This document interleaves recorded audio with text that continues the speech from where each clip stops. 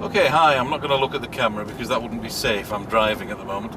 But this is a sample video taken in 1080i, and I'm using the normal image stabilization. So it's a bumpy road, as you can see. We've got some camera movement and so on. And my daughter, who's doing the filming for me today, complaining by the way, all the time, that she's having to work for me. She's holding the camera, well, not very steady really. And you'll see how well the camera copes with this level of image stabilization. What I'm going to do in a moment is park up somewhere safe, change the settings, and then show you the active image stabilization. And from testing earlier, that one is significantly better. Thanks, turn off now. So we're now on the active image stabilization. I'm just behind a truck going slowly, so we're not getting as much bumping as before. But you should see a difference in the stabilization of the image. I'll try and get past the truck in a moment. One other thing I've had to do with this, because there's so much bright light behind me, is set some exposure compensation. Now, at least the camera lets you do that. Some people don't want to mess about, they just want to point and shoot, and that's fine. But I do like to take some manual control of the settings myself, and I'm glad that the Sony HX9V allows me to do that.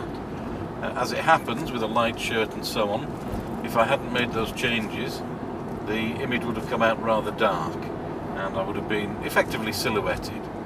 So what settings did I use? I think it was 1.7 of a stop, 1 2/3 of a stop, if you know what that means. It means I've just more than doubled the amount of light so that we get a reasonable, now there's the truck that was holding me up, so that we get a reasonable image size.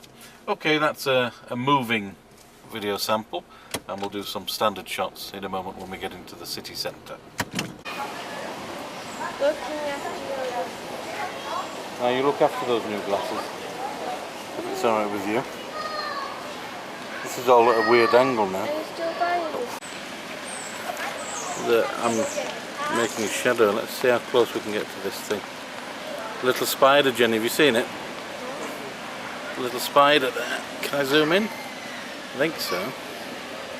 Oh wow, look at that. That is fantastic. The quality of that zoom. I hope it's not poisonous. Oh.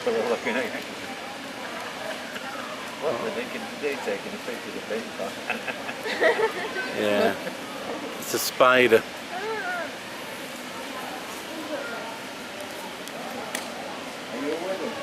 Just to show how small this is, where are we? I think I've scared it. How close can I get? I'm not sure with this. Not that close, obviously. And now it's scared, I think. So it's not moving. Okay. So we're just walking along. I've got the active image stabilization on. We're in deep shade here. You can see the colours anyway, and how well the stabilization is doing.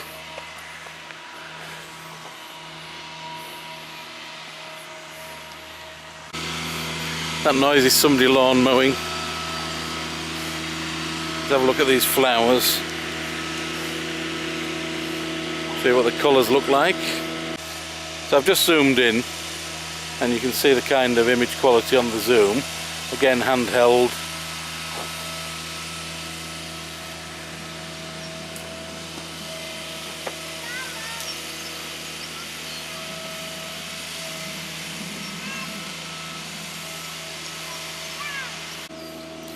We're in shade, there's a bee, oh it's gone. Oh, the bee was really next to me a moment ago, now it's gone, so where? Show me. Show me, show me, show me, where? There was one there. Oh, what a shame. Okay.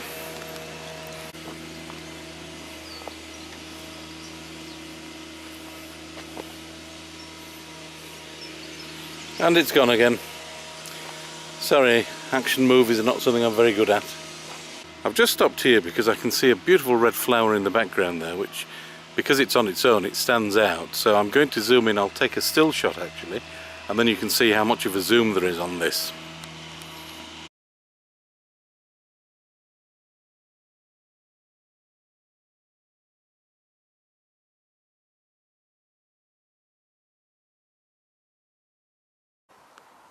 the colours of these flowers is just beautiful, and I'm at extreme telephoto zoom here.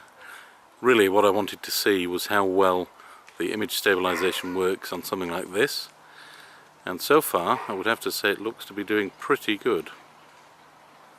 I'll do some more close-ups of the other flowers in a moment, and you can see the natural colours. The red seems a little bit too vivid, but you know, you can always tweak colours after you've shot the video.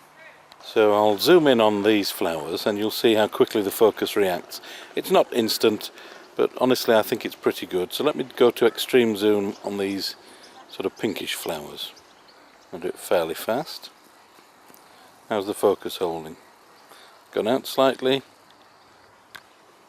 and it should be back now.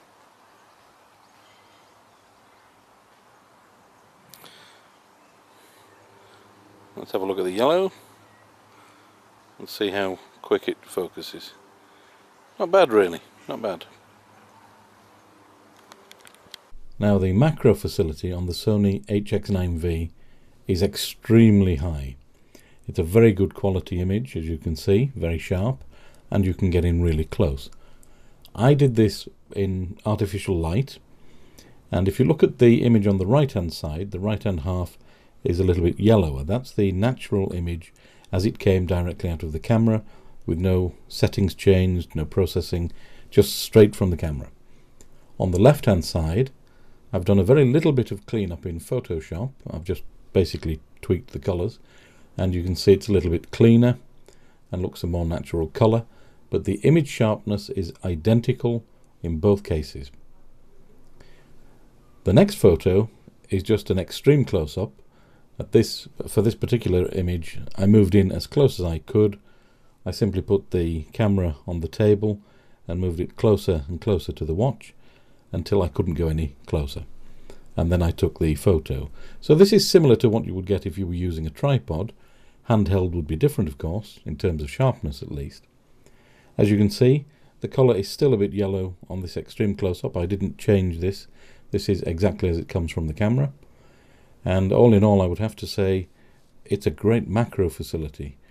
Personally, I'm never likely to need to shoot this close to anything, although earlier today I did take some sample video, as you've seen, of a spider, which in that particular case did use the macro facility, but normally, to be honest, it's not something I would use because I tend to take pictures of people and so on, and the working distance isn't anything like as close as this.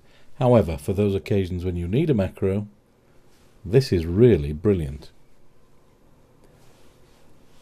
Well, we've got the sound of children enjoying themselves in the sunshine, and well, the cloud anyway, in the background, and this is just a quick wrap up with a reasonably neutral background to show what it's like in daylight. I'm in a little bit of harsh sun here, so you'll see what the contrast is like, but I hope the sample footage has been useful. Thanks for watching.